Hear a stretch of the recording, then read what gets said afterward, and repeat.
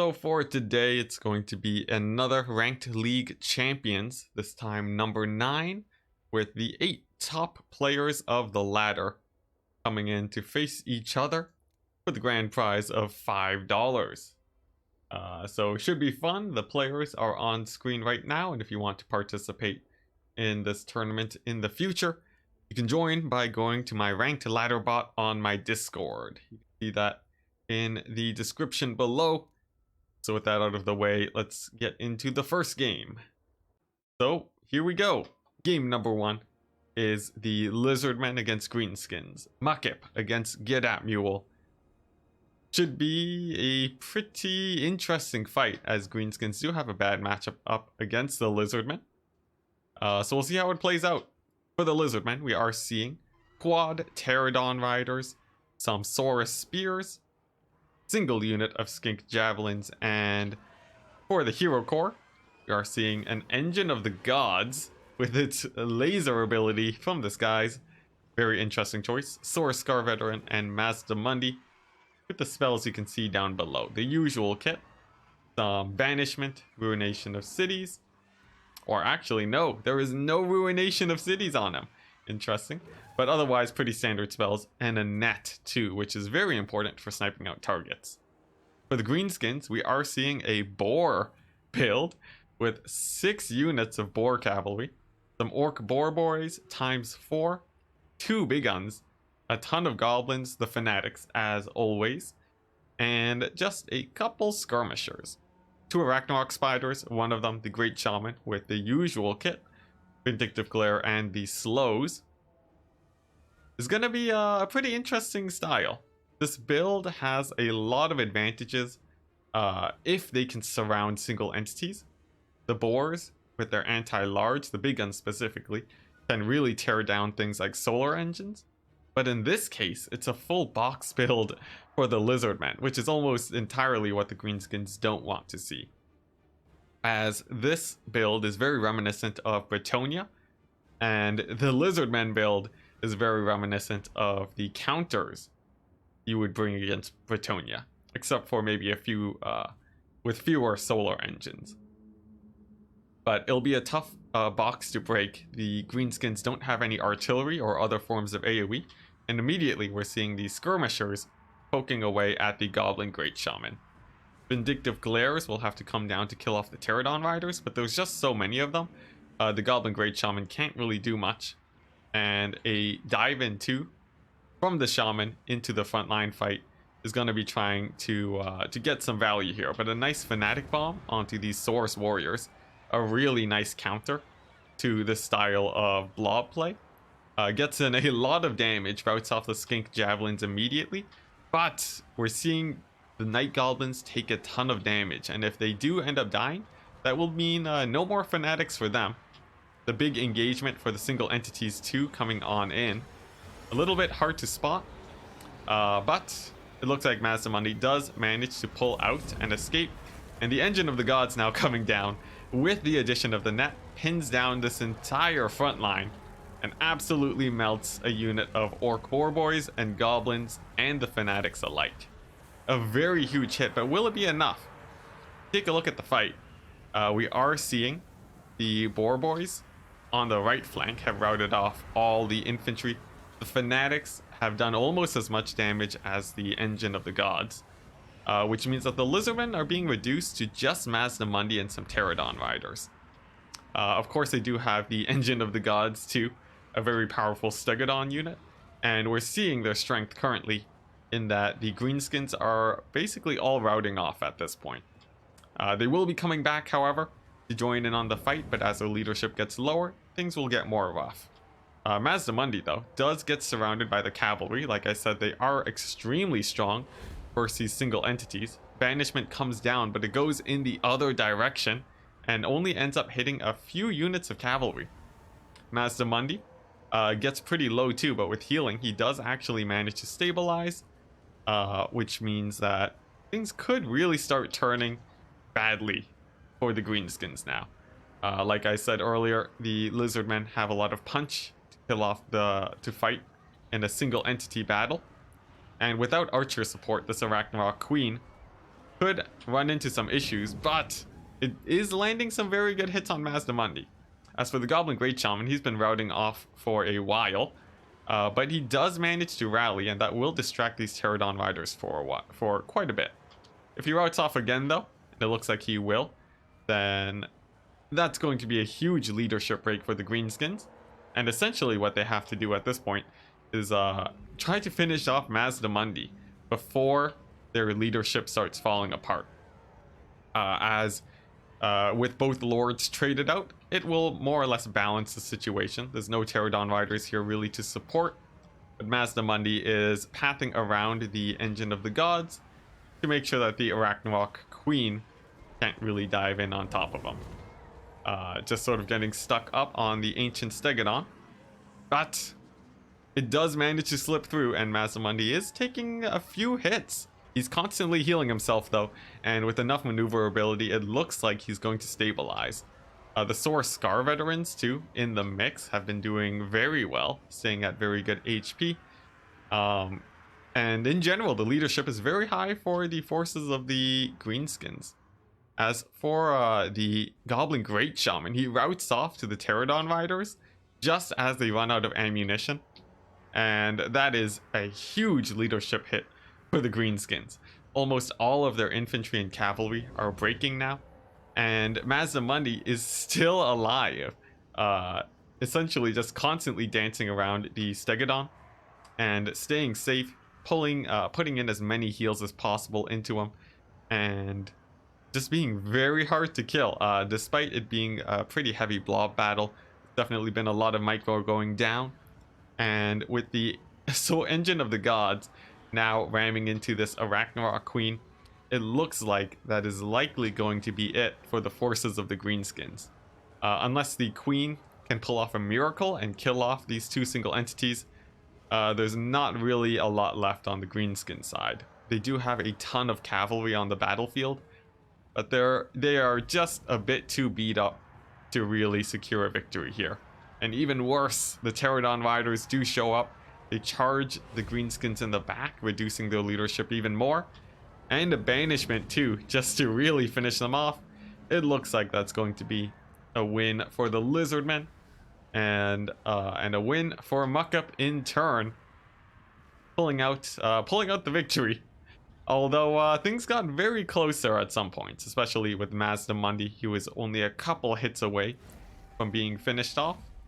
But by maneuvering him and not leaving him in the fight with the Arachnarok Queen, it was just enough to keep him alive. Really, the main downfall here for the Greenskins were indeed these Pterodon Riders, getting in crazy amounts of damage and killing off that Great Shaman. Otherwise, the cavalry could have actually done quite a bit of work to these monsters. The Saurus got routed off really early. The Fanatics did really well on that front, but there wasn't really enough to kill off those single entities. In the end, that's really what did it. And of course, who could forget the Engine of the Gods with its crazy laser ability did get some pretty nasty hits down the line. Game number 2 is going to be Muckup as the High Elves and Gedat Mule as Chaos. We have seen the Chaos builds before. Well, of course, there's always skirmishers, in this case Horsemasters. Sometimes you can even run a Hell Cannon here to snipe out dragons, but it looks like instead he's gone for the Kolek, Chaos Sorcerer of Metal, for any large single entity killing power. Kolek, of course, with his crazy anti-large and armor piercing, is a specialist at dueling. Just has to make sure that he doesn't get poked to death throughout the course of the game, as he does not have any healing. The Sorcerer of Metal will help out Kolek in any duels that he runs into. In case there are multiple single entities, that final transmutation will do very well in those cases. There's even a unit of Chaos Knights, no lances, which will make them a lot harder to kill for the trade-off of some damage. The infantry too actually is very thin because we're seeing 3 units of Chosen and some Chaos Marauders too. A little bit of an interesting Chaos army, but we'll see how it goes. It definitely has some teeth, and the High Elves will need some way of dealing with the Chosen and Kolek.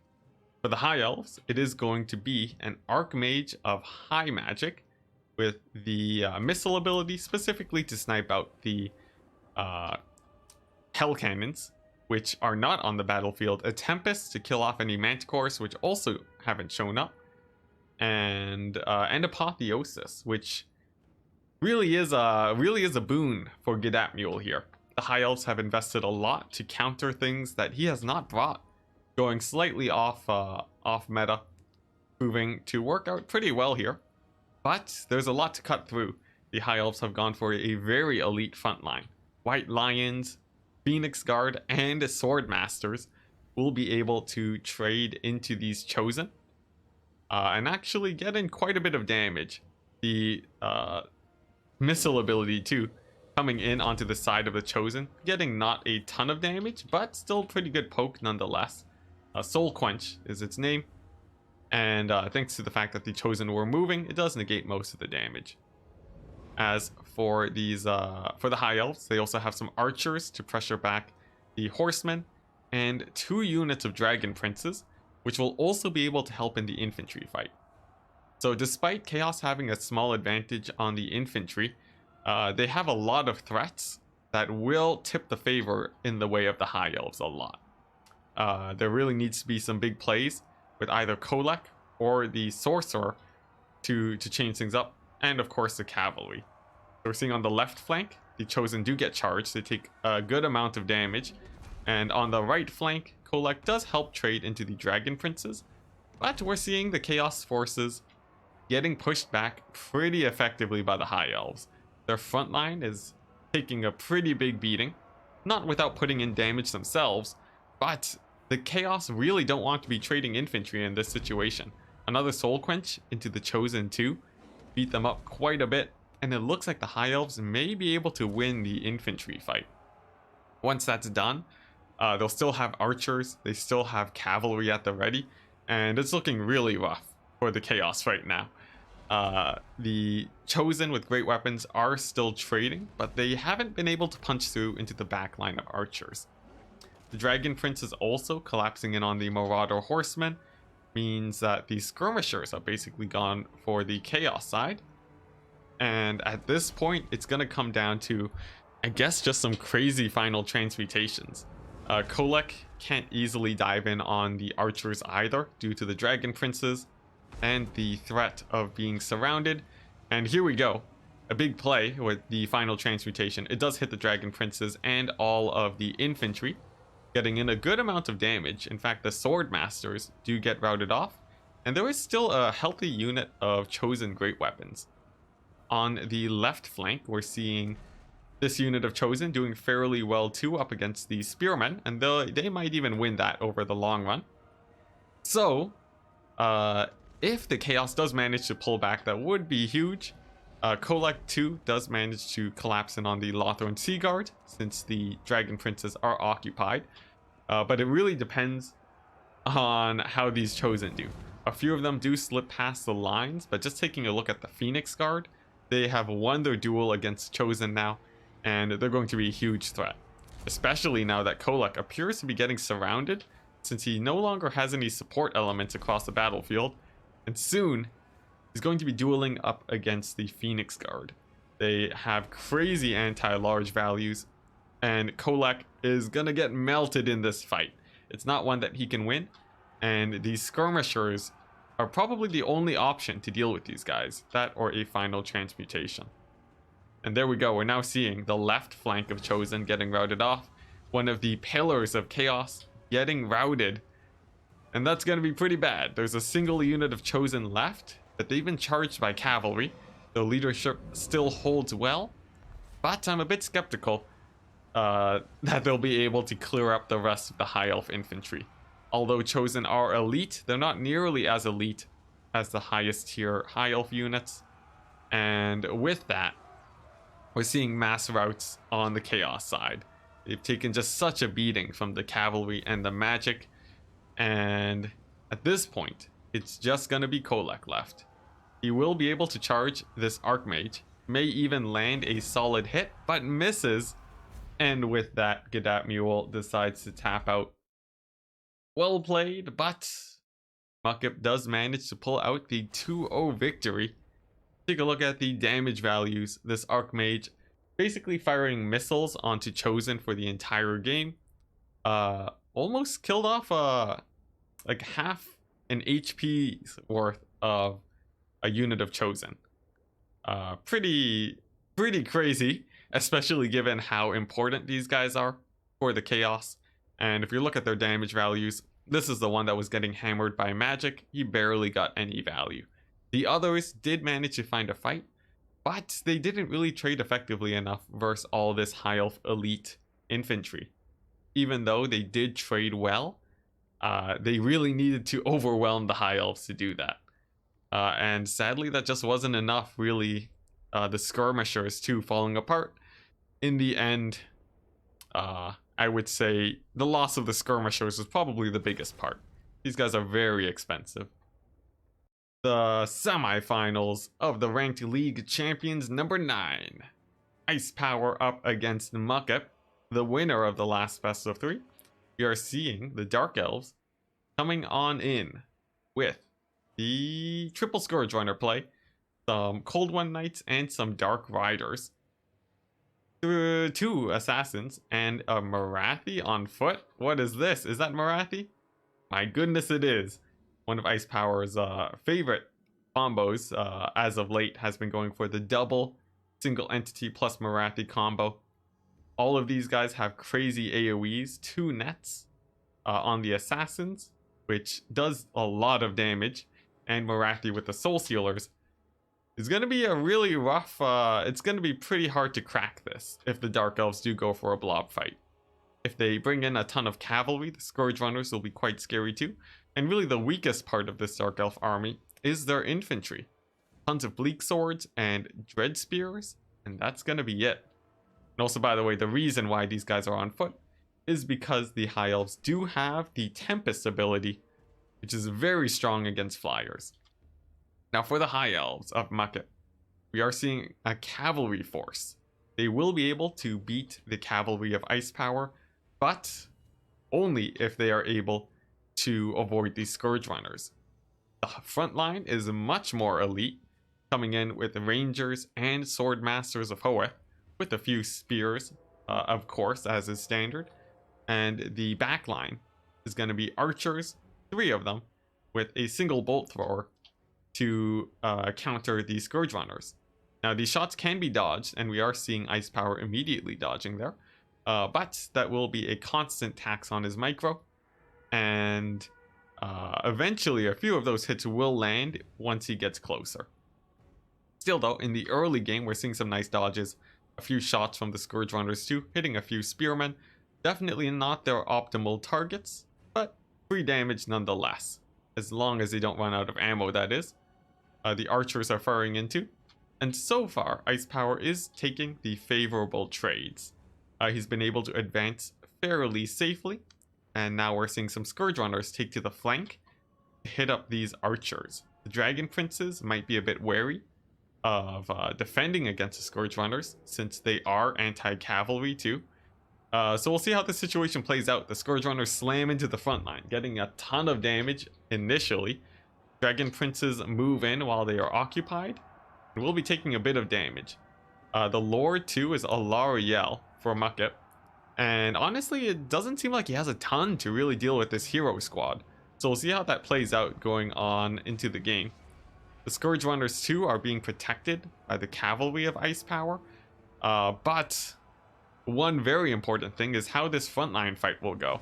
So far, we're seeing the Spearmen getting taken out for the High Elves. But the Dark Elves are taking very heavy losses too, where the Rangers and the Sword Masters are engaged. In fact, over here, the Sword Masters are tearing apart these Dread Spears, and they might even do a lot of damage to these Assassins too.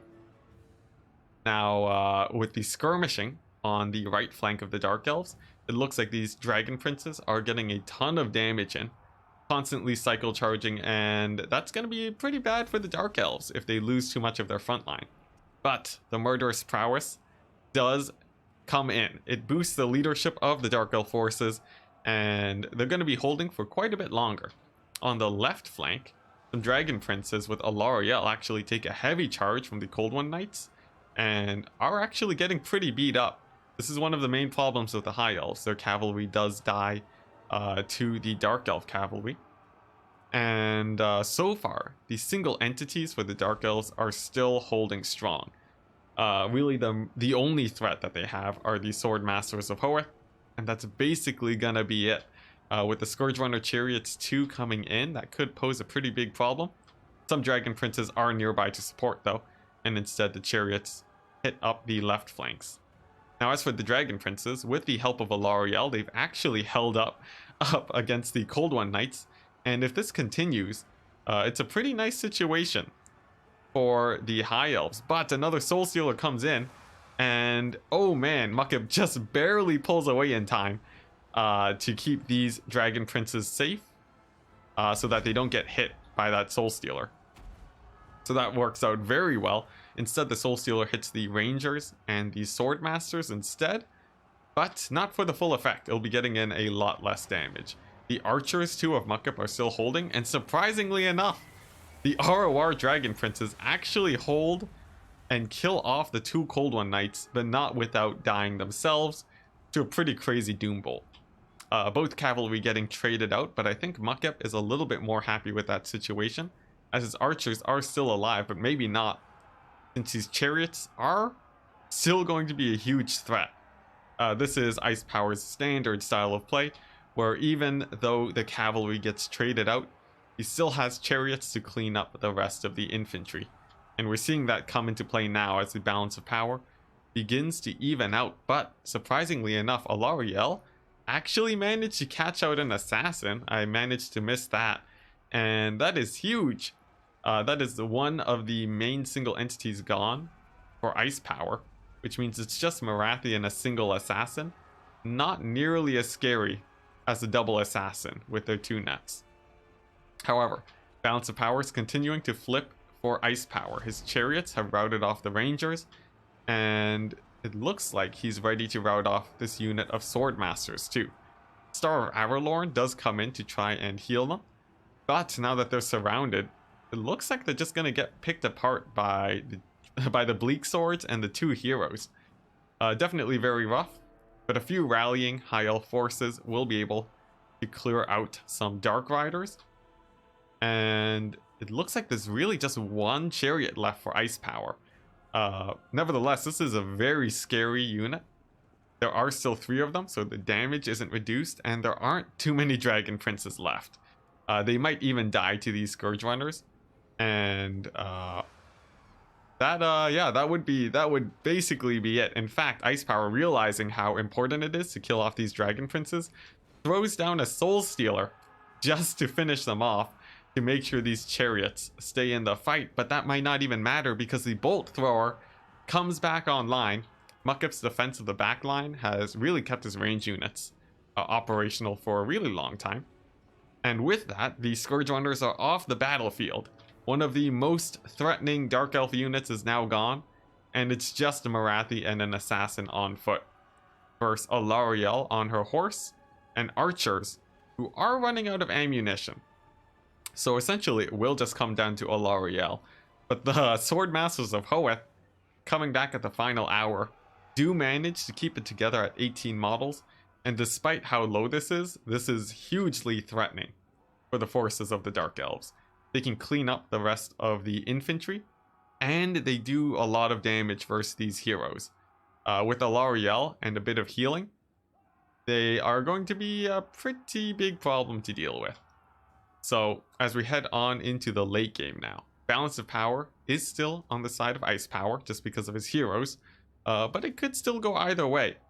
It depends on how many AoEs he has, and whether or not he can kill off these Sword Masters. As for the remaining Dark Elf infantry, they get routed off, and that's basically it. There's no more cavalry for the Dark Elves, there's barely any cavalry left for the High Elves, and it's just gonna come down to the infantry. Very close game so far, very exciting. The Sword Masters are now coming in to Alarielle, and presumably looking for a heal, but Winds of Magic has to be down at this point for the High Elves. And the question is, do the Dark Elves have enough magic for another Soul Stealer? That would be absolutely huge in this situation. And if the Assassin has his net ability, that would be huge too, but I think he might have used it earlier. Another huge bonus for the Dark Elves too is that the Assassin has his ranged attack. He'll be picking off targets, actually routing off the Silver Helms with a single shot. And he can actually kill off the Sword Masters of Hoeth too, taking out a single model with one of his shots. And that is going to be really big. Another Swordmaster model goes down. Alarielle does heal. But this could be the key to victory. However, the Assassin does get separated from Morathi and charged by Alarielle, taking a good amount of damage. And that'll keep the Swordmasters alive. And we'll see how well they do against Morathi now. Alarielle coming in for a second dive in on the Assassin. He's moving into melee combat too. And there we go. There's the Soul Stealer, but it gets cancelled, I think, by Alarielle knocking Morathi down. That is absolutely huge. She comes in for a second charge, but she doesn't hit Morathi. The Assassin tanks a hit instead, and the Soul Stealer goes down. That is absolutely huge. Alarielle charging into the Assassin, but taking a hit herself, pulls away, and the Assassin is now gone. The Soul Stealer effect is gone too. And there's still 9 Sword Masters of Hoeth. Not really enough to kill off Morathi on their own. And it really depends on how well the cycle charging for Alarielle plays out. She will be able to chase off the Assassin though, at the very least. The archers are out of ammunition, so it's just a melee fight up against Morathi. This will be very interesting. She's trying to move out to save the Assassin. Perfectly legal in the current banner rules. But she's taking a bit of damage just by retreating. The archer sort of tapping her on the back. And it'll depend on if she has another Soul Stealer. Another Soul Stealer here would be insane and would probably kill off most of the infantry. And given the Winds of Magic regen on the Dark Elves, I wouldn't be surprised if she has another one in the pocket. As there we go. Oh no, a heal actually comes down. But yeah, the Dark Elves, they usually have one more Soul Stealer than you would normally expect. So there we go, the heal has dropped. The Sword Masters have been reduced to 9 models, but there we go, like I said. The Soul Stealer comes in. That's gonna be absolutely devastating. All these troops have clumped up. These Sword Masters get routed off immediately. The archers too. Instantly getting routed, and it's a mass rout for the High Elves. Sword Masters are shattered. They're not coming back onto the battlefield. They're so beat up anyways. Basically an impossibility. The Assassin gets shattered off the battlefield, but at this point it's just Morathi against Alarielle. Not to mention Morathi is at full HP, and now Alarielle has no opportunities to cycle charge. It looks like this is probably gonna be it. Very this is classic Ice Power too. He always has that final Soul Stealer at the end of the game. You look at the magic regeneration capabilities of Morathi. I think she has just a greater arcane conduit, just being enough to fit in all those Soul Stealers. You got to be really careful about blobbing up, and you need a way to deal with single entities up against Ice Power. But the game was still very close, and I wouldn't put it on any misplays for Mucket. Now he does knock Morathi away. That does allow him to get a second cycle charge, and there we go. The fight is on. Morathi lands a hit on Alarielle. She routs off immediately, causing the first win for Ice Power. Indeed, absolutely disgusting. Those Soul Stealers did so much damage. They finished off the Dragon Princes. They killed off a ton of the infantry. And look at that damage value. 3,500 damage on Morathi. It doesn't really get better on that. And on foot, no less. She almost, she paid off for like, what, 1.5 times her value? Absolutely insane. Not to mention the Scourge Runner chariots, killing off a ton of this infantry, and this one specifically in the late game finishing off the Rangers and doing a lot of damage to the Swordmasters. Now for Muckip's build, it was a very heavy infantry build. He did win the infantry fight, but... And he even killed off the Scourge Runner chariots too with the Bolt Thrower. But it just wasn't enough to kill off these single entities. He really only had Alariel, and there were really nice plays, singling out the assassins and chasing them off.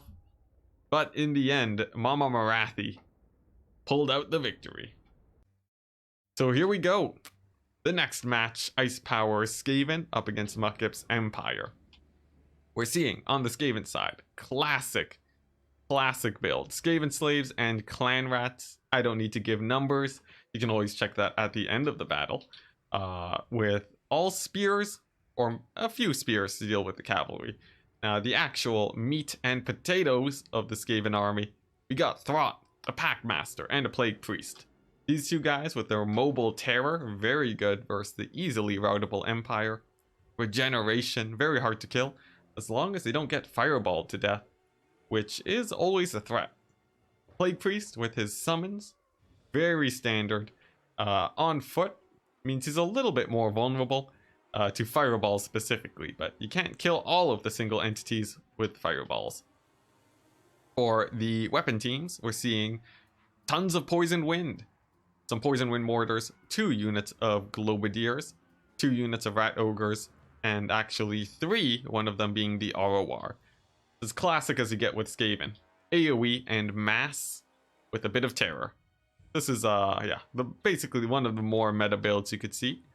For the Empire, we are seeing 4 units of crossbowmen, 4 units of Free Company militia.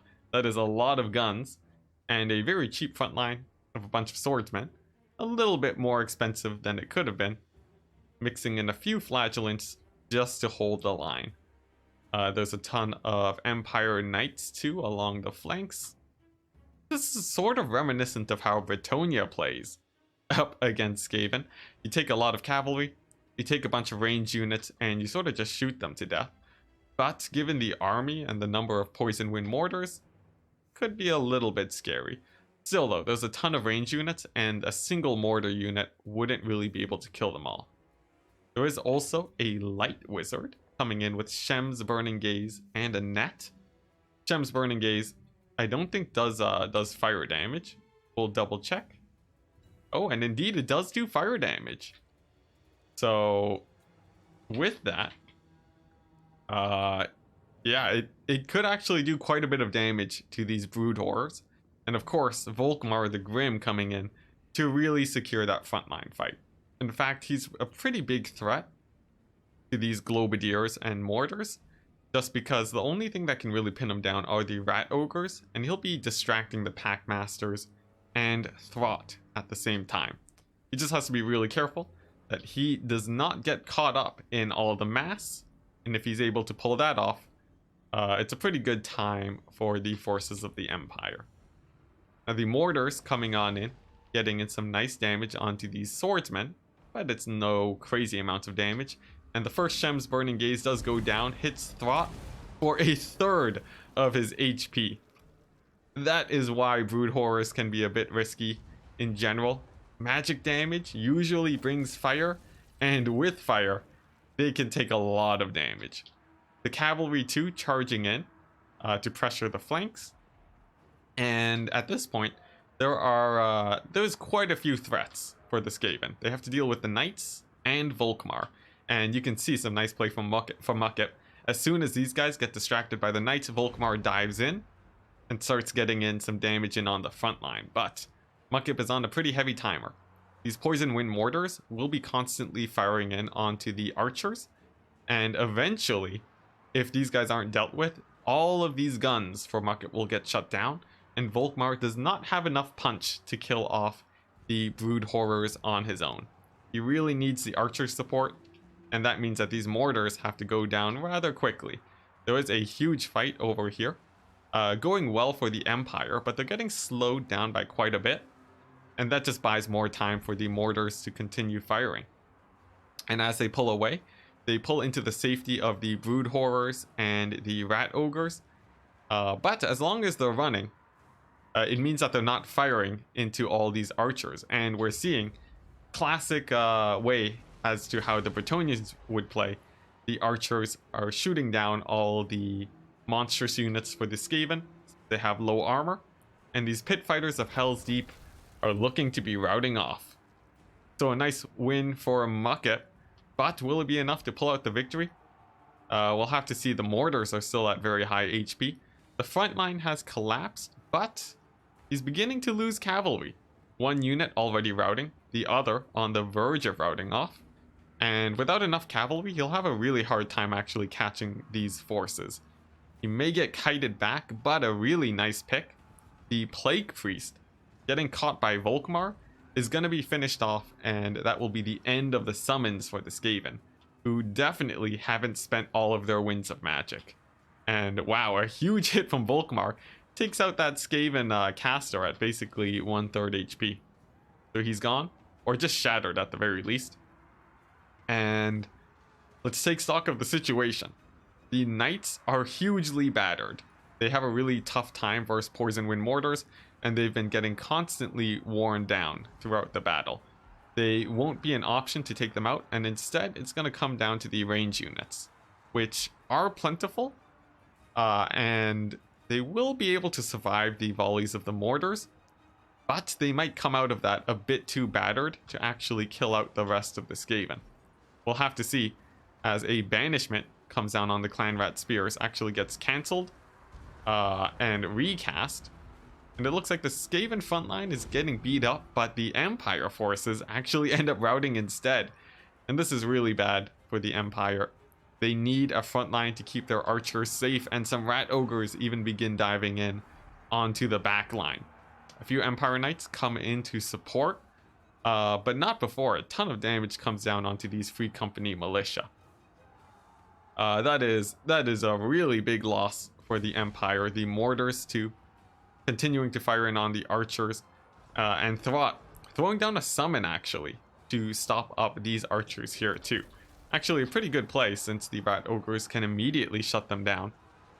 And here we go, Volkmar finally diving in onto the mortars, but they're already almost out of ammunition. And one really bad situation, Volkmar is caught by two Brood Horrors without archer support. He will lose this battle, this duel, and unless he can get some support, this is gonna be really bad for Mucket. And it looks like that support is not coming. Volkmar turns around, he sees the battlefield, and the archers behind him are routing off. It looks like that is likely gonna be it, unless these guys start rallying and actually killing off these Rat Ogres. And we're seeing now Volkmar taking a ton of damage, and that's gonna be it. I think Mucket taps out, and that's gonna be a second victory for Ice Power. Oh my goodness, things were pretty close there, but in the end, we saw the double Brood Horror do quite a bit. At some point, the Light Wizard got caught out. I think he just really didn't pay for himself. The Shem's Burning Gaze never really, it did a lot of damage to the Brood Horrors, but they just ended up healing it back in the late game. And the Globadiers, in the end, really just staying alive was a bit too much, as is the standard up against Bretonian archer play. Mortars are king, up to silver chevrons, and even killing off the cavalry too. A pretty brutal situation.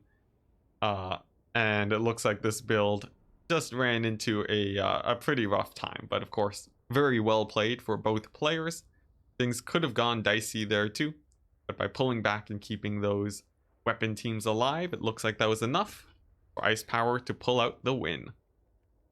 Getting into the game, the second semifinals between the Platypus and Human Boy. Here is the bracket for anyone wondering. You can, we'll be seeing the Beastmen for the Platypus coming in with a pretty standard Beastmen build. This is post-patch Beastmen. You would see a lot of Chaos Spawn. This was before the Skaven update. You would see a lot of Chaos Spawn, some mobility, some cavalry, Centaurs, throwing axes, archers, and a Manticore summoner with Mogre. As meta as you can get for the old Beastmen, but against the new Skaven styles, we'll see if it's as effective. Skaven have been going for some different kite builds recently, but in this case, he's actually sticking with the usual defensive box style, which, although still strong, will be playing into the strengths of the Beastmen, taking on their charges in full. He still has a lot of Poison Wind though, which are very effective versus rushes, as long as they're able to stay alive. The Skaven, it's the usual kit, a lot of chaff, mostly Skaven slaves in this case, with the Throt, the Unclean, Plague Priest on a Bell for its AoE Mortis Engine effect, and an Assassin to kill off a Mogre presumably, or the Caster. There's also a Doom Wheel here, a little bit more of an interesting choice since Brood Horrors are much more common, but it is less susceptible to Archer Fire as it does have 100 armor. So many sources of terror here. Will be clearing up the Beastmen frontline fairly quickly, except for these Chaos Spawn. The Chaos Spawn could push through rather quickly, and if I was a Skaven in this situation, I'd be a bit worried. Match is very similar to before the meta, with really the only addition being Throt as another mobile terror element.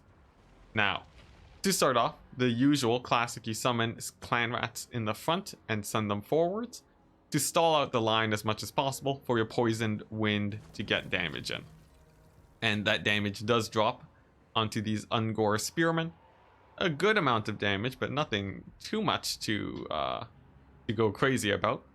And what is much more effective is the first volley of Poison Wind Mortars, which do nearly rout off these Ungor Raiders on first contact. But none of that really matters if the front line of the Skaven collapses. And we're seeing right now the Poison Wind Mortars actually do get shut down rather early.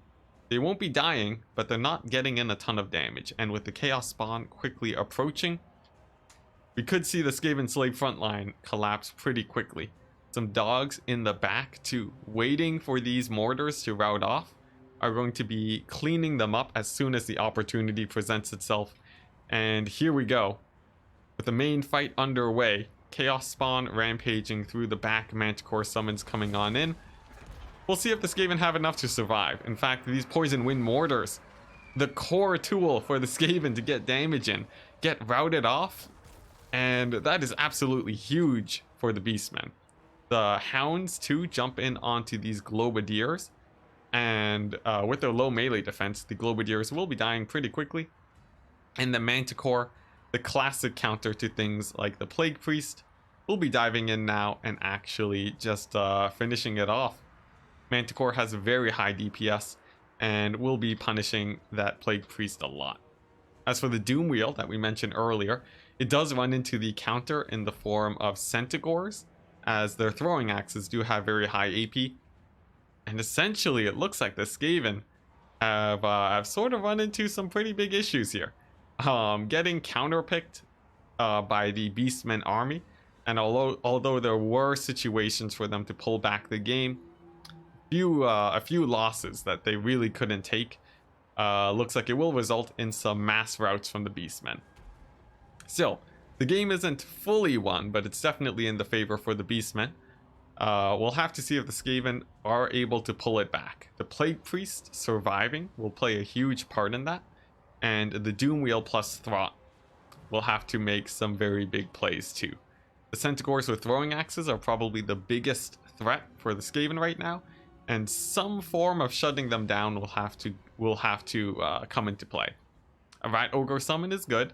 It does catch out a few of the Centaurs, but just hitting up their front line is going to take a while before those Centaurs go down. Nevertheless, taking a few models will be good, and the Poison Wind Mortars are shut down. One of the win conditions for the Skaven now permanently off the battlefield. We'll have to see what can be done. Centaurs do pull away.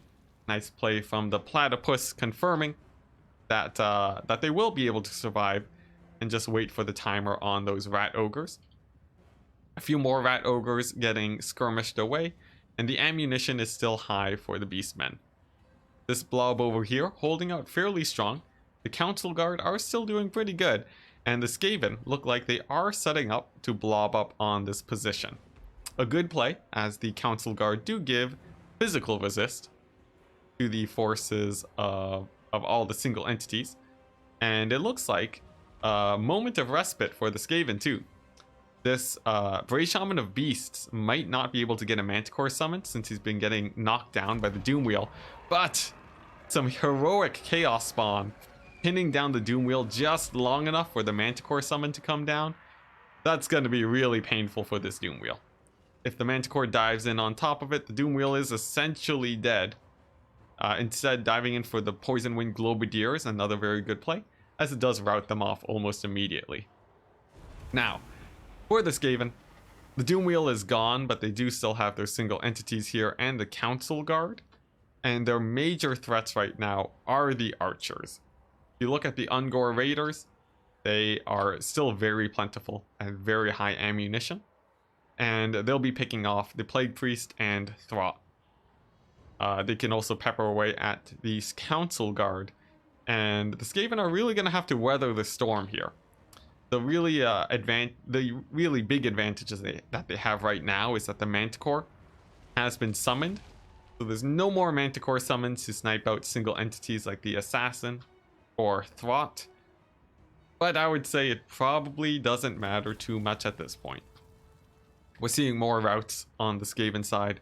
The Plague Priest very near death. And taking a look at the Centaur ammo, it is actually beginning to dwindle a tiny bit. There is a chance here that the Beastmen do run out of ammunition, and the Skaven could potentially come back. And actually, a really big play here, Mogr getting sniped out by Throt. That is actually pretty big. And this could be a way for the Skaven to pull it back here. Essentially, after Mogr is down, the Beastmen leadership will be tanking a lot. It's just a question of will their leadership really be impacted? All the Centaurs are at very high HP, and it's going to take a while before Throt can get back in the fight.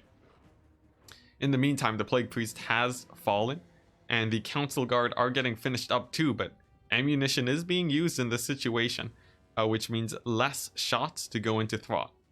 He'll be able to use his Terror to bounce around the Beastmen troops, and that might be able to cause a comeback here, although still pretty unlikely given that there are Ungor Raiders with ammo. But it is just the Ungor Raiders. They are the only unit left on the Beastmen roster with ammo. The Centaurs have basically a single volley left, and we'll see if Throt is able to duel them. He is advantaged against these Centaurs, but it's not the best advantage ever. Another volley does come in on Throt. Takes a little bit of damage, but definitely nothing too scary for him. And we'll see if he's actually able to win the cavalry fight. Like I said, he is slightly advantaged, but a surround from the cavalry and a few shots from the raiders will kill off Throt. But it looks like the raiders might actually get shut down by him. And we're seeing the play being made. He's beelining it towards the archers, leaving the assassin for dead, but knowing that after the archers are down, it's just the cavalry that he has to kill at this point. He doesn't have a rat ogre summon though, and that looks like it might be the big problem, as his leadership actually tanks immensely. Throt at full HP routs off the map, and oh my goodness, who would have guessed the Skaven with their terrible leadership actually routes off to what seems like just a basic surround from Centaurs. Indeed, oh my gosh, Throt, what an absolute coward, coming in chat. Apparently, yeah, I am not sure what did that. I guess the Centaur mobility really broke him, plus the surround. But that was a little bit surprising. I didn't imagine he would break that early. But there we go.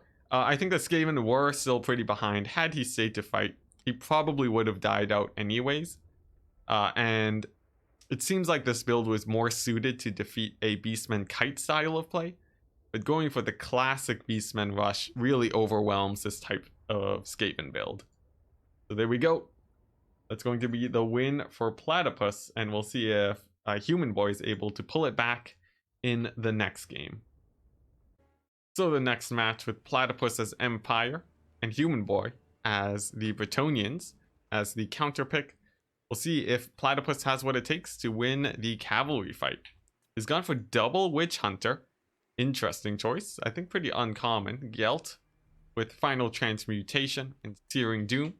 And a ton of anti-large infantry, spears and halberds for days, with artillery core of 2 mortars actually to kill off archers. That's going to be the main anti-archer tech, with the main anti-cavalry being a steam tank and 3 units of outriders. A pretty interesting build, pretty good, but it really depends on if these outriders can stay online. Steam tank could potentially get killed really quickly too, and there's not a lot to kill off single entities here for the Empire, but there's still a lot of AP and a little bit to deal with everything. For the Bretonians, we're actually seeing a Fey Enchantress Paladin duo, which is actually pretty good for the Empire. These guys will have a much harder time killing off the steam tank and their infantry, and oh boy, their infantry is actually quite numerous. It's going to be an infantry rush for Bretonia. 5 battle pilgrims to clear up the front line, 3 units of peasant mobs, single spearmen, and only 2 peasant bowmen with pox arrows.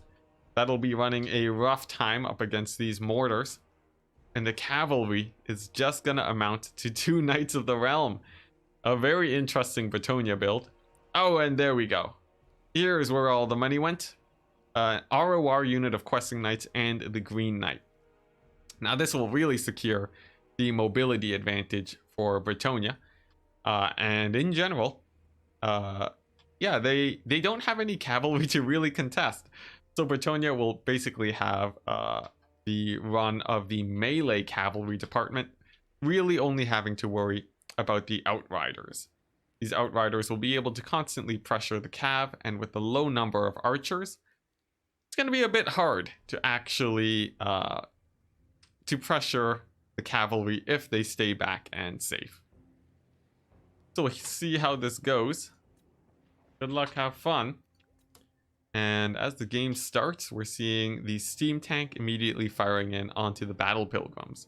No real targets for it to hit right now. And it's going to be a slow march of the Bretonians trying to get in. Their goal, either shutting down the mortars or the steam tank. But you have to remember the battle pilgrims do win all of these infantry engagements. And if the infantry for the Empire falls, they basically have nothing left but a huge volley coming down on these Knights of the Realm.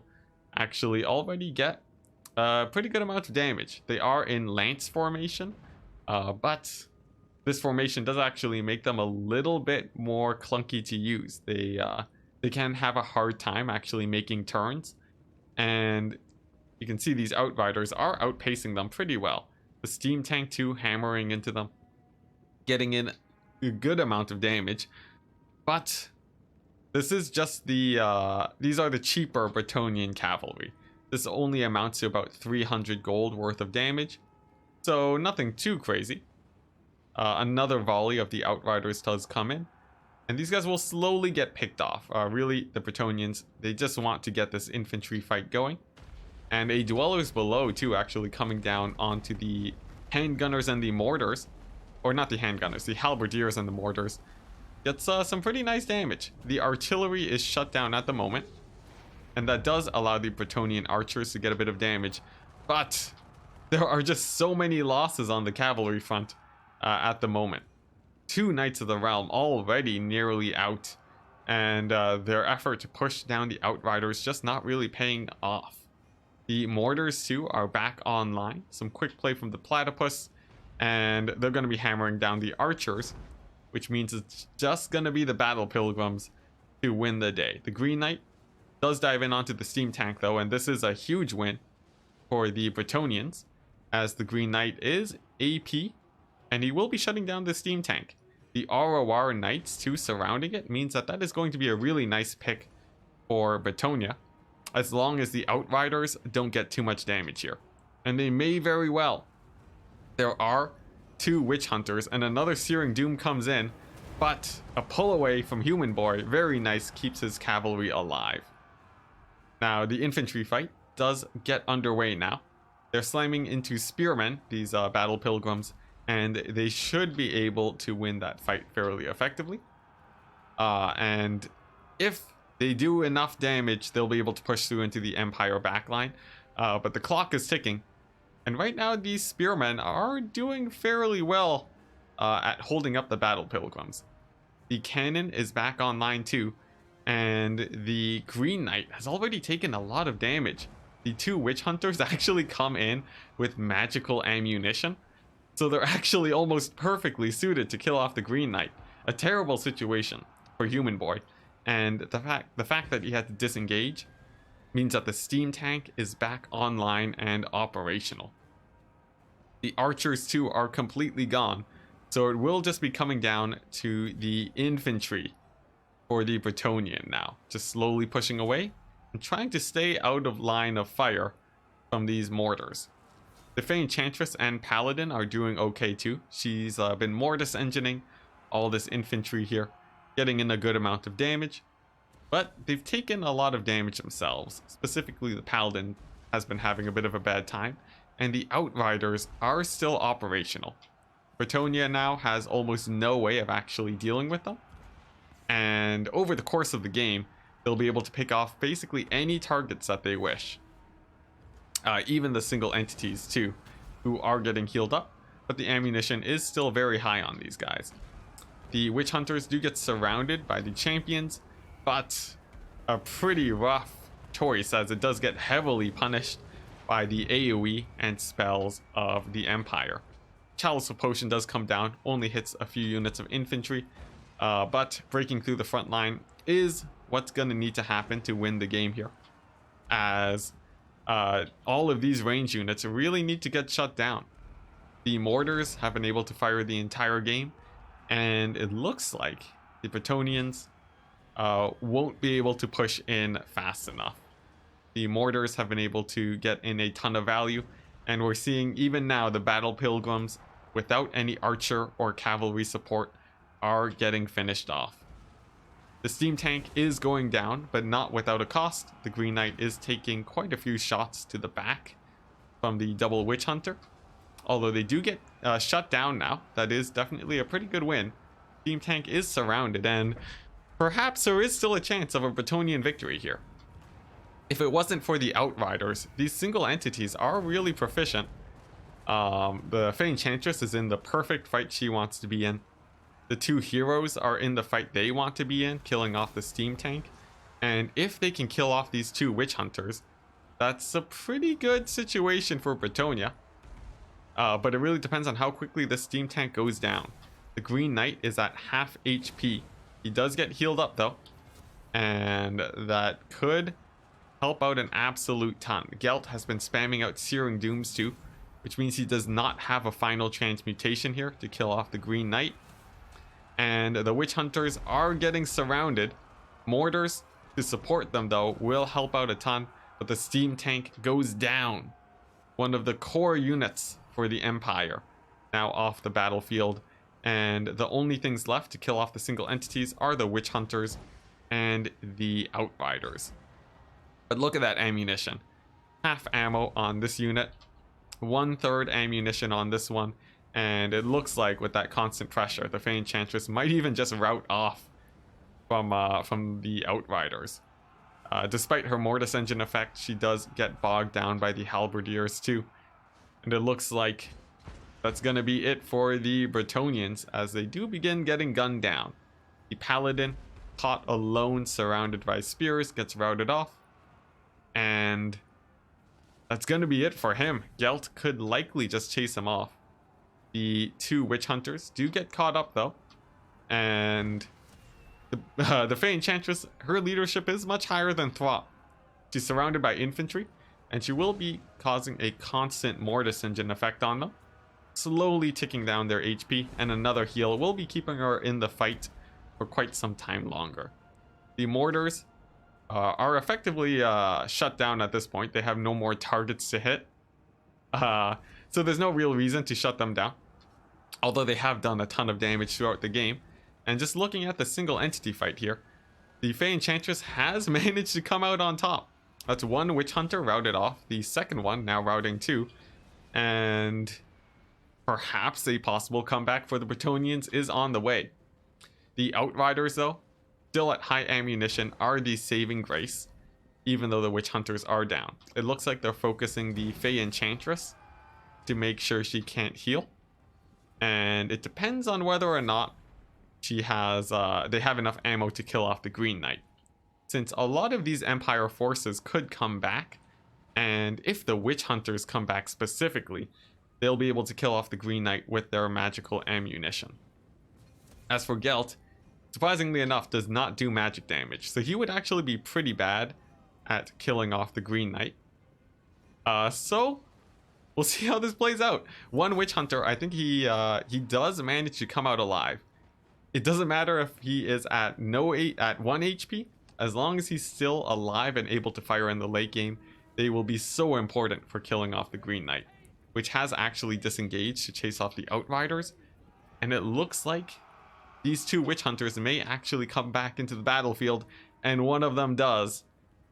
A huge win for the Empire, as that magic damage will be able to come into play once the Green Knight is surrounded by Outriders.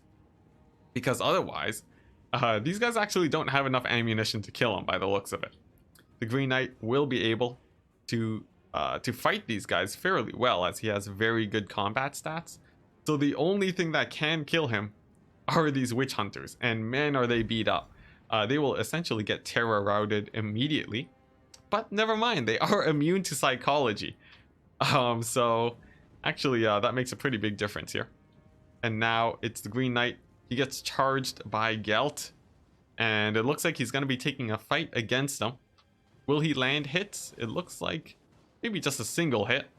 Nothing too crazy. And Gelt does manage to take back up into the sky. The Outriders are running out of ammo, but they are still doing okay. And it looks like they'll have enough shots to bring the Green Knight down to about 1/3 HP. A pretty good amount of damage, but still, 1/3 HP is still a lot. If we take a look at the stats of the Green Knight, he does have 75% physical resist. You essentially need to do, he has essentially 4,000 points of proper HP left. And that is more HP than Gelt has, actually. So it's a little bit deceiving that his HP is this low. He is extremely tanky.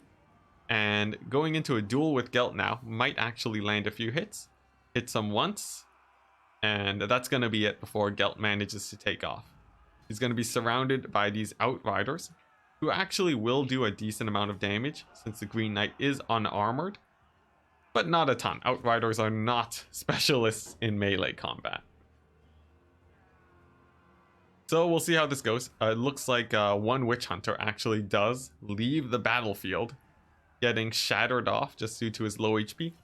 But the last Witch Hunter in the Empire army coming on in, not getting too close to the Green Knight. And it might not even matter, as a final transmutation does drop onto him. It's going to be essentially 4 times the usual damage, and that is absolutely huge. With this final transmutation, it means the Bretonians basically had no chance, as look at that. Almost an instant kill on the Green Knight. No problem at all. The Platypus does come out on top. And that's exactly what he needed to close out the game. Yeah, overcasted. Insane amounts of damage, and there we go. If you look at the mortars, they were able to fire the whole game, getting in all of their value, but the real heroes here were these Outriders. Essentially nothing to shut them down.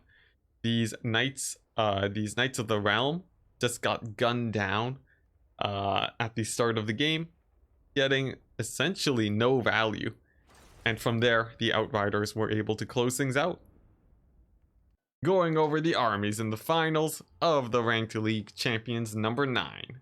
We're seeing Ice Power going in with a Chill of Sontar and Malekith on foot. Very hard to snipe, as he does have a silver shield.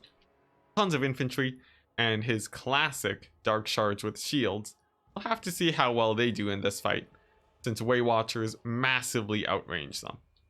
He's also brought a lot of cavalry, as is standard in a matchup against the Wood Elves. In case you do get kited, you want to have a lot of Dark Riders and Cold One Knights to actually catch out any skirmishers. And in this case, it looks like he's brought 2 units of Cold One Knights, 4 Dark Riders. Pretty fun build. For the Wood Elves, we are indeed seeing Way Watchers, 2 of them, since the threat of being rushed down is a possibility. You don't want to go overkill. A Glade Lord on a dragon coming in with the net. Indeed, a Glady. Very standard. And Sisters of Thorn with some Glade Riders with spears to cover against the counter cavalry play of the Dark Elves. Healer too, Spellsinger of Life, Regrowth, and Earthblood. All very standard. Even the Aurowar Wild Hunters of Kurnos for the crazy anti-large. Essentially, this game will come down to the cavalry play and how well these Way Watchers actually perform. The Wood Elves have many options to hold up the cavalry. So we'll have to see. The main focus for the nets will probably have to be the Cold One Knights. And in this case, the Dark Elves are trying to push the Wood Elves as much as possible. They want to be closing distance and trying to get in range with these Dark Riders with shields. Some skirmishing will come down, and let's see how well these Way Watchers do on their first volley. They have a few targets they might want to pick off. Perhaps the Chill of Sontar, or perhaps these Dark Shards instead. Opting to go for the Dark Shards, but it looks like they stop moving at the perfect moment. And they actually do avoid a good volley. They are shielded also. And even silver shielded. So it's going to take quite a few volleys to actually finish them off. In the meantime, the Chill of Sontar with the Breath attack and a few Dark Shard shots onto the Eternal Guard get in some pretty nice damage too. And it's just going to be a continued skirmish game. The Sisters of Thorn probably are going to be the worst, the hardest thing for the Dark Elves to deal with, just because their shots do poison, and they'll be able to kite basically indefinitely. But oh man, a misplay coming in from the Platypus, maybe? Oh man, almost gets those Sisters of Thorn caught, but perhaps a bait instead, as it does let the Glade Riders get a solid charge in. However, the Cold One Knights do get a counter charge, and that's going to be a huge cavalry fight on that end. The front line for the Wood Elves actually gets engaged too, and that is really bad for the Wood Elves. They need those spears to hold up against the cavalry, and without them, Ice Power might be able to pull in a pretty good lead. But along this right flank, we're seeing a huge loss of these Cold One Knights. If a Breath attack does come down, and it will, it looks like that's going to be a huge mobility loss for Ice Power. However, the Platypus does have his infantry gone, and there is still a lot of cavalry for Ice Power. Still has 4 units at fairly high HP, and the cavalry for the Wood Elves is a little bit beat up, although slightly more advantaged against the Dark Elves now. As for the Way Watchers, they are continuing to lose volleys, taking out a few Dark Riders here, and that will be really good for keeping them alive heading on into the late game. However, ammunition does have to be conserved a little bit, since most of these troops are shielded. And another cavalry engagement looks to be on its way. We got 2 Dark Riders with shields coming on in, along with a unit of Cold One Knights, chasing off the Sisters of Thorn. And in the meantime, that buys the Dark Elves to continue advancing, but Malekith actually takes a pretty big volley. He does have Soul Sealer, he can heal that back up, but definitely not the damage he wants to be taking. These Dark Riders too are going to get finished off by the Way Watchers, but potentially another pick, another catch of cavalry here for the Dark Elves, and this time there's no Dragon Lord to actually assist, and it looks like that's going to be both Glade Riders gone, and the Sisters of Thorn even getting caught up a tiny bit. The Sisters of Thorn will be integral in the late game, and without them, that's going to be pretty rough for the Wood Elves. They do manage to escape, and it looks like the cavalry is mostly getting traded out.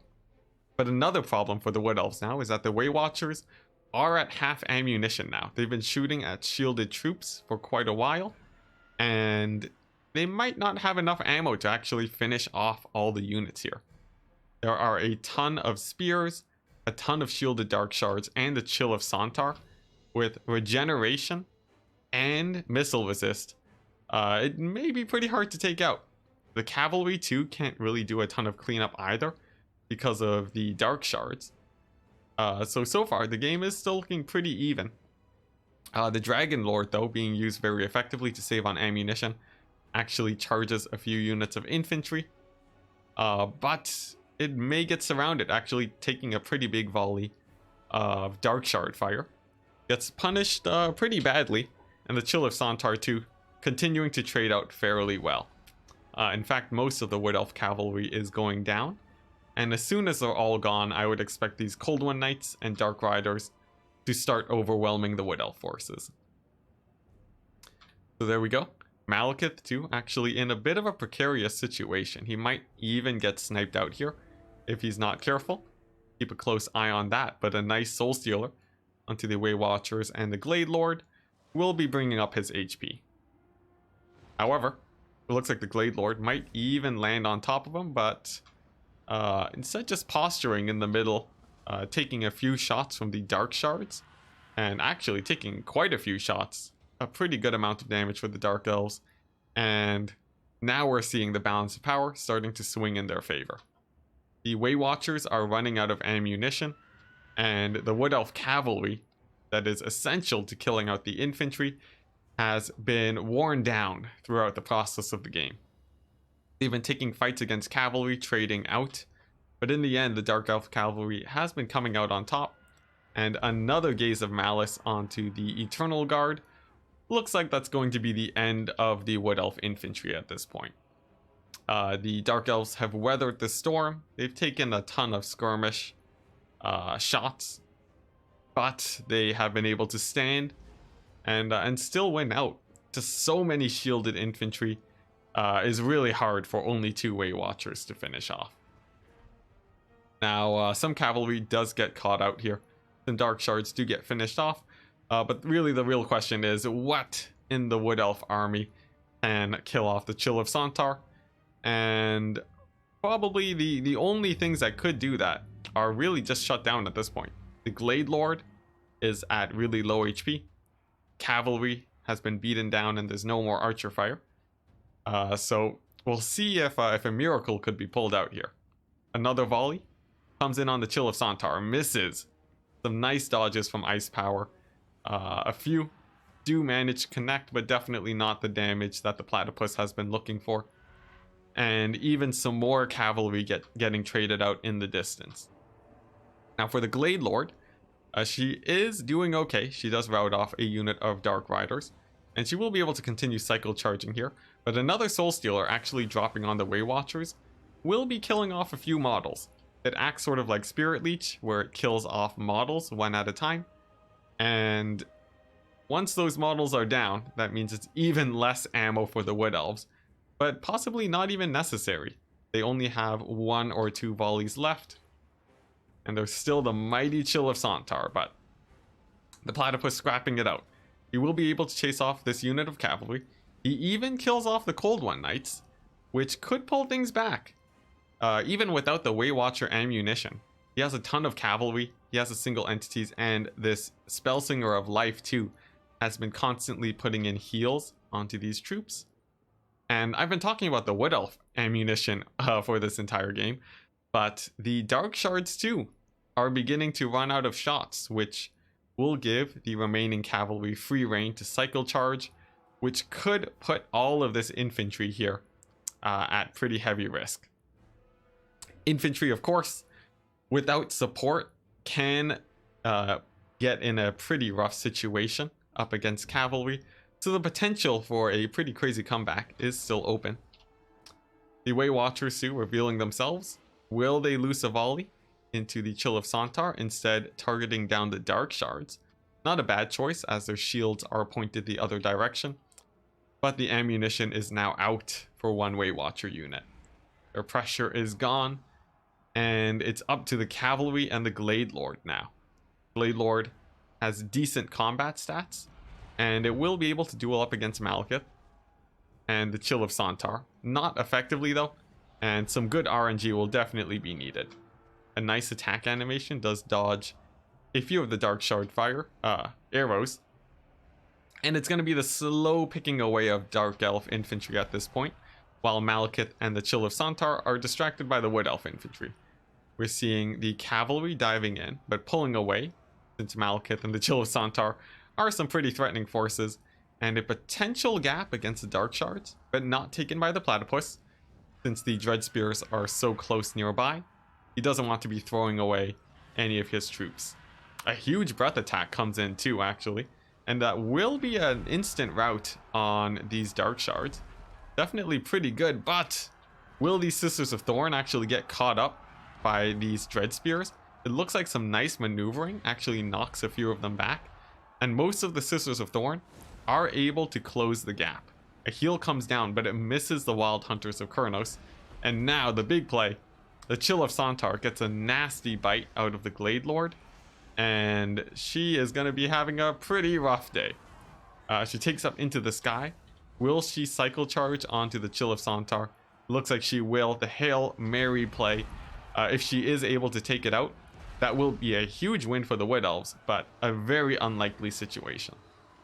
Glade Lord is now surrounded by Dread Spears, and the Chill of Sontar might even be able to get another nasty attack on her.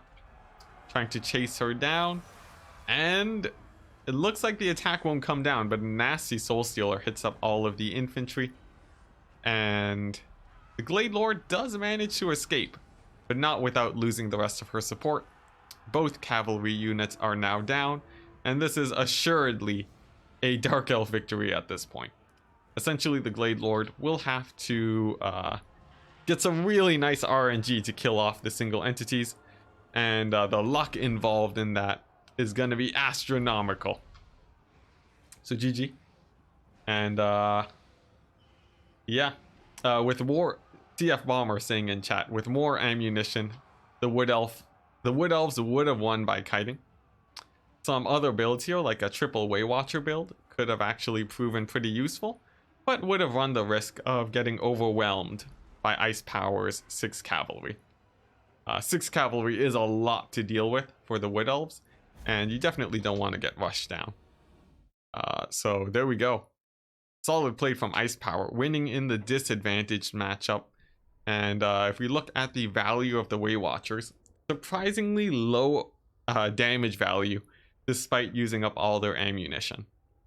Ice Power, essentially, he most of the time would have spears facing in the direction of the Waywatchers, and because of that, they just really couldn't do too much. Looking at the cavalry, they traded out into the cavalry of the Dark Elves, which is basically the best you could hope for the Wood Elves, although you do most of the time want to be coming on top of those fights.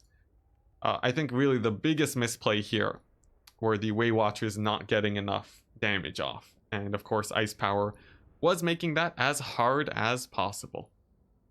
So well played, and on to the next game. For what might be the final match of today, Ice Power has counterpicked Vampire Coast into the Platypus's Empire. On the Coast side, we are seeing the classic Vampire Coast build that Ice Power has been practicing and using in tournaments. It is a double Siren build, 3 deck gunners, quad handgun, triple bomber, zombie frontline coast build, with Noctilus to lead the charge, with of course his summons, healing, and more summons.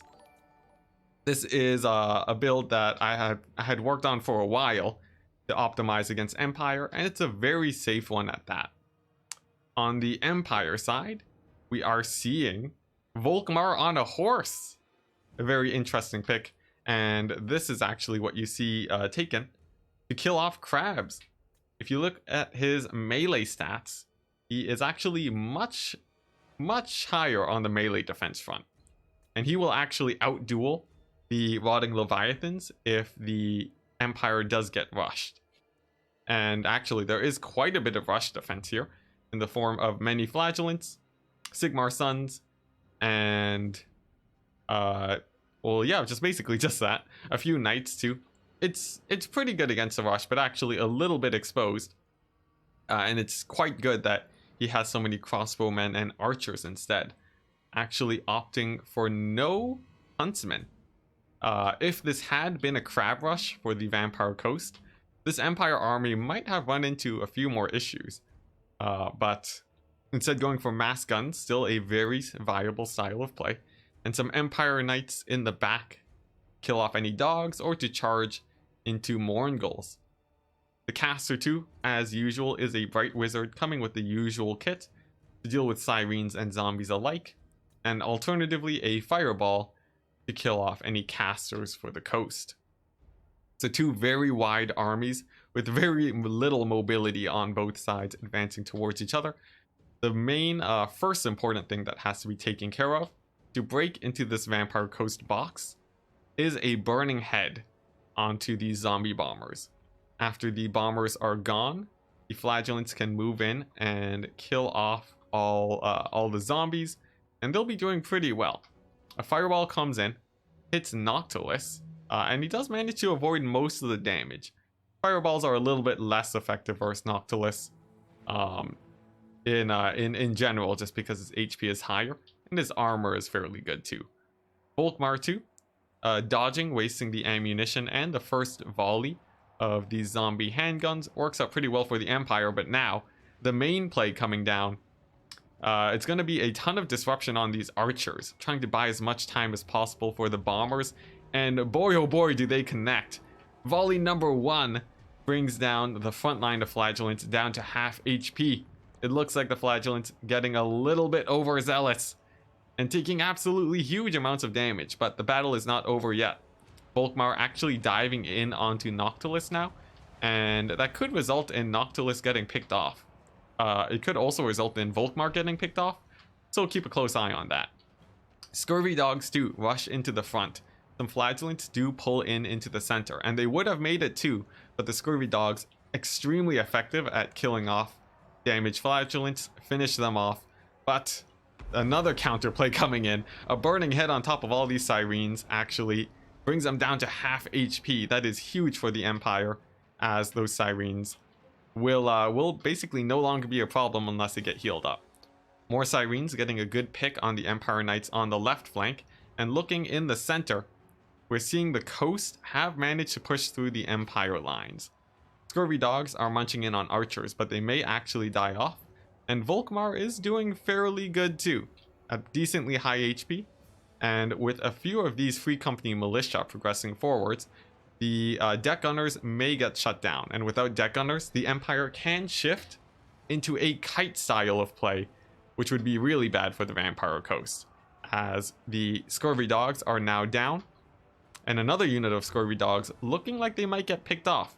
Killing those guys off is a really nice win condition for the Empire, and a huge Soulfire bombardment will be taking out that second unit.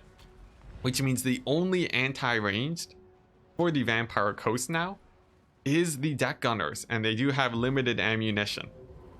Now Volkmar does dive forwards, continues to chase Scurvy dogs, and a second burning head comes down, roasting a unit of handguns.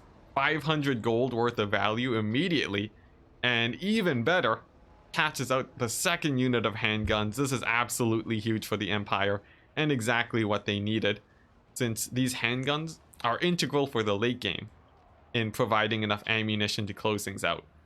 Noctilus is still throwing down summons in the backline, but they can be mostly avoided, and really the biggest threat to the backline right now for the Empire are these sirens that manage to stay alive. He did manage to kill off one, but by splitting them up, Ice Power did manage to avoid losing one of them, and they are extremely hard to kill without Volkmar. And speaking of Volkmar, he's getting focus fired down by the deck gunners, and once he's down, the game is basically over for the Empire. It'll be huge terror routes throughout the battlefield, and generally a pretty rough time. Now Volkmar does still stay alive, and the Sirens do get a massive charge by the Empire Knights.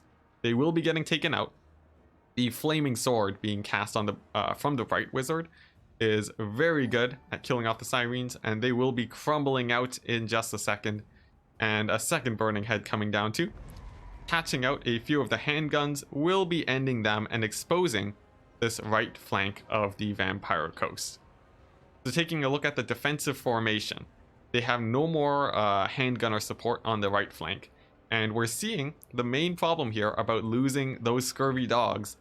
All of these ranged Empire troops are going to be coming back, and they are not going to be routing very easily. Volkmar 2 has been regenerating and is back at fairly good HP. And honestly, despite the balance of power, I might be a little bit worried about the Vampire Coast. It really depends on if these deck gunners get taken out. The Free Company militia are in range. They're firing in onto them and getting some pretty good damage. There are still the units of Sirens though, and as long as these guys are alive, they'll be able to function much like the Scurvy Dogs. Ice Power realizes this, heals up the Sirens as they are the most important unit to keep alive, and these remnants of handgunners just barely rout off the Free Company militia. Absolutely crazy, but they'll be coming back in the later stages of the battle. Volkmar 2 dives in, a very risky play. He might get sniped out, and that would be really bad for the Empire at this point. All their troops may just shatter off the battlefield, and it looks like Volkmar getting sniped out. His leadership breaks, and instantly the rest of the Empire shatters off the battlefield. Like I said, Volkmar, he really needs to stay alive and not on his chariot. A little bit squishier. Does get finished off. It looks like the Vampire Coast backline just barely managed to hold out. And that's gonna be it for today. The victor of the tournament, Ice Power, once again, multiple time victor of these best of 8s, comes out on top. And for anyone who voted for Ice Power, well, there you go. That is gonna be the win for him. Oh boy, and that is going to be the end of the tournament. So thank you very much, guys, for coming in to watch.